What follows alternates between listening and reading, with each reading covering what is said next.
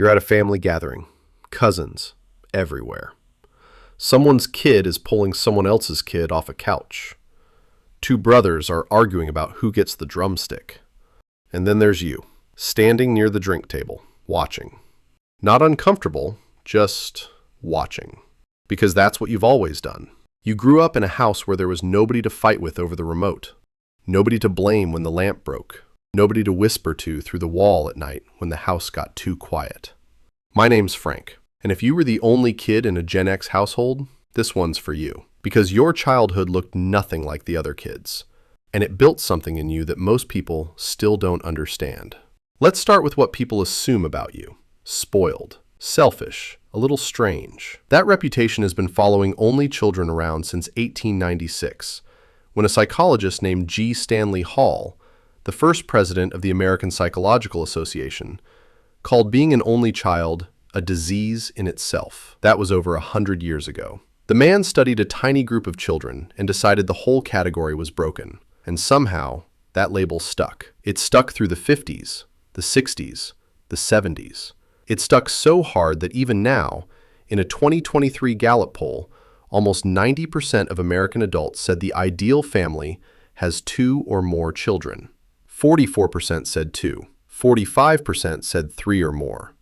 Only children don't even make the list. You grew up knowing that. Maybe nobody said it to your face, but it was in the air. Something about your family was seen as incomplete. And here's what's strange. The research doesn't support any of it.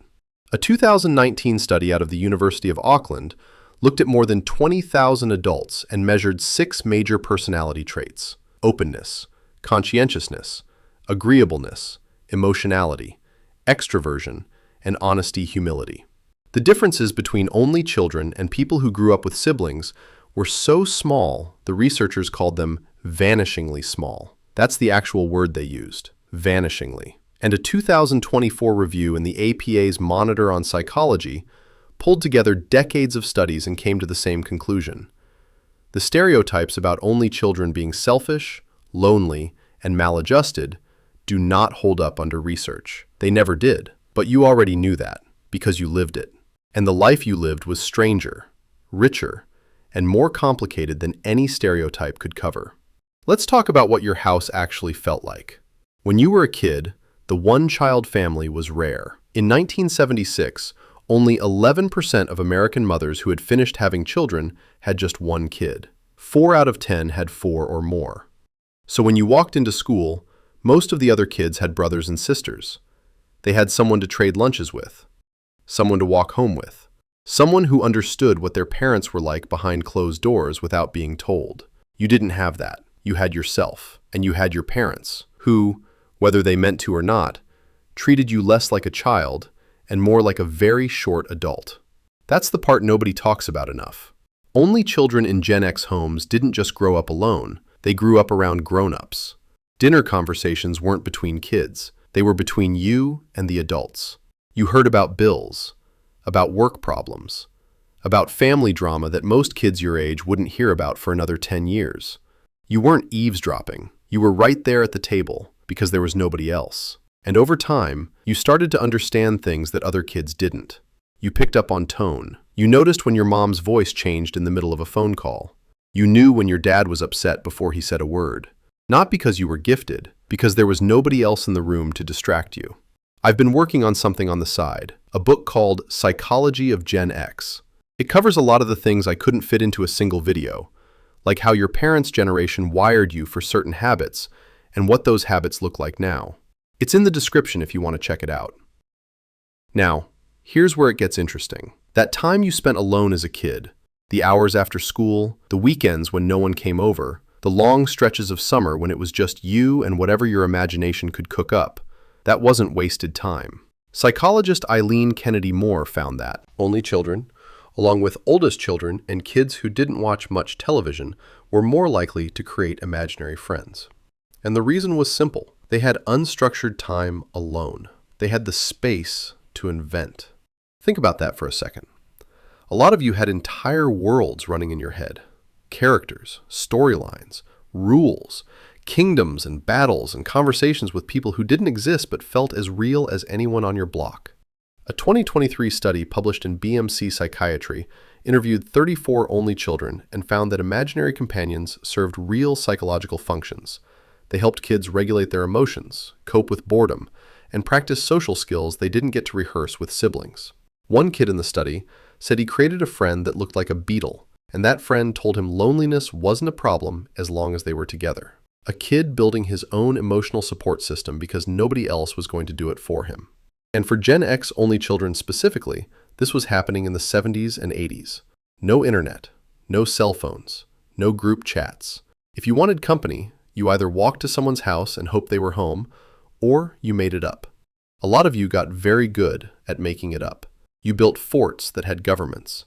You narrated yourself through bike rides like you were the main character of a movie nobody else was watching. You turned your backyard into whatever you needed it to be that day. And that creativity didn't disappear when you grew up. A study of 303 young adults in China found that only children scored higher on cognitive flexibility, a scientific measure of creative thinking, and that those higher scores were linked to actual structural differences in their brains. The time alone literally shaped how your brain works. But let's not pretend it was all adventure and imagination. There was a weight to it too. When you're the only child, you carry things differently. There's no one to split the emotional load with. When your parents argued, you were the only audience. When one of them was having a hard time, you were the only one close enough to feel it. And you couldn't compare notes with a brother or sister afterward. You couldn't whisper in the dark, "Did you hear that? Was that bad? Are they okay?" You just absorbed it, filed it away, figured out your own interpretation, and hoped you were right. A lot of you have been in the comments sharing stories about your childhood, your parents, stuff you never connected until now. That's actually what made me sit down and write a book about it. Psychology of Gen X. It's in the description. That emotional weight did something to you, though. It made you fiercely independent. Not the kind of independence people brag about on social media. The quiet kind. The kind where you figure things out yourself because it never occurred to you to ask. Psychologists who study only children keep landing on the same trait: self-sufficiency. One clinical psychologist described adult-only children as lone wolves. Not because they dislike people, but because they learned early that they could handle things on their own, and that habit became permanent. You're the person who moves apartments alone, who researches medical symptoms before calling the doctor, who sits in silence for hours and doesn't feel a thing missing. For you, alone was never a problem. Alone was the original setting. And that comfort with solitude is something a lot of people with siblings genuinely don't understand. They see you spending a Saturday by yourself and assume something's wrong. But for you, that's Tuesday. That's just how you recharge. A researcher quoted in the APA review put it this way: "The greatest gift of being an only child is learning to be content with your own company, because your primary relationship in life is with yourself." That wasn't a poetic line. That was clinical observation. And for a lot of you, it rings so true it almost hurts. Here's what most people miss about the Gen X only child, though. You weren't just alone in the house. You were alone in the culture. In the 70s and 80s, the default family on television had multiple kids. The Brady Bunch, Family Ties, The Cosby Show, Growing Pains. Even the commercials were built around sibling dynamics. Two kids fighting over cereal, brothers sharing a bedroom, sisters whispering about boys. You didn't see yourself reflected anywhere. There was no sitcom about the kid who played board games against themselves because there was nobody else home. There was no movie where the main character's biggest childhood challenge was entertaining themselves for 5 straight hours on a Saturday while their parents ran errands. Your version of growing up was invisible. And when something's invisible, you start to wonder if it counts. That's where the perfectionism came in for a lot of you. When you're the only child, all the focus is on you. All the expectations, all the hope. There's no backup kid. You're the entire investment. Some of your parents handled that well. They gave you space. They let you be weird and quiet and creative. But a lot of them didn't know what to do with one kid. The parenting manual in the 70s and 80s didn't have a chapter on raising an only child without turning them into a project. So some of you became the kid who had to get A's because there was no sibling to take the pressure off. The kid who had to perform at recitals, win at spelling bees, stay out of trouble. Because if you messed up, there was no one else for your parents to talk about at the holiday party. I wrote something I've been meaning to write for a while, a short book called Psychology of Gen X. It traces the things you do today back to the rooms and the people that built those habits into you. If that sounds interesting, links in the description. And that pressure followed you into adulthood. A lot of Gen X only children became high achievers, and most of them will tell you it had nothing to do with loving the win. They never learned how to disappoint. The stakes always felt personal. When there's just one of you, failure doesn't get diluted across siblings. It lands on you alone, and you carry it alone.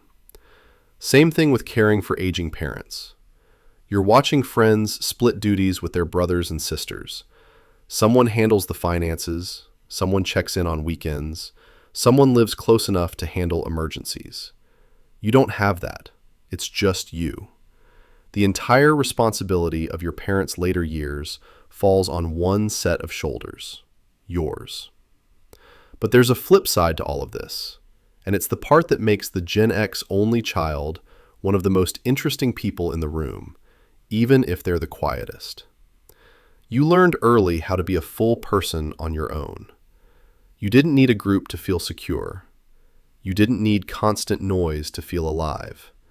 You found out who you were in the silence, not in the crowd. And that's a kind of self-knowledge that some people spend their whole lives chasing and never find. 4 cohorts of British children, born in 1946, 1958, 1970, and between 2000 and 2002, were tracked in a long-term study. The only children did at least as well as their peers on cognitive tests during childhood and on well-being measures in adulthood. The absence of siblings didn't handicap them. It shaped them differently. And different isn't broken. You also grew up with something a lot of people with siblings didn't: a relationship with your own thoughts that runs deep. You spent years inside your own head before anyone told you that was unusual. You processed the world at your own pace, formed your own opinions without having them challenged at the dinner table by a brother who disagreed just to disagree. And you carried that into adulthood. Gen X only children tend to be the ones in a room who speak last but say the most. The ones who've already thought through 5 versions of an idea before they open their mouths. The ones who don't need to be the loudest to be heard. Now, here's the thing about stereotypes. They're lazy, and they're comfortable. Calling only children spoiled or antisocial is easier than understanding what it actually means to grow up without a built-in peer group in a decade that didn't care whether you had one. The research has been chipping away at those stereotypes for 40 years. 141 studies were combined in one of the biggest reviews ever done on birth order and personality, and the conclusion was clear. Only children are not more maladjusted. They're not lonelier. They're not less capable of friendship. They just got there by a different road. And that road made you someone worth knowing. You're the friend who remembers small details because you spent years noticing them in a quiet house. You're the coworker who doesn't need hand-holding. You're the partner who gives space without being asked because you know what space is worth. You're the person who can sit in a restaurant alone and actually enjoy the meal. And if someone tells you that growing up without siblings must have been lonely, you smile because they don't get it. And that's okay. You stopped needing them to get it a long time ago. Quick thing before I go. I put together a book called Psychology of Gen X. It came out of doing this channel and realizing there was a bigger story connecting all of these topics. If you want to take a look, it's linked below. If you grew up as the only kid in a Gen X house, you didn't have the childhood anyone expected. You had the one you built, and you've been building ever since.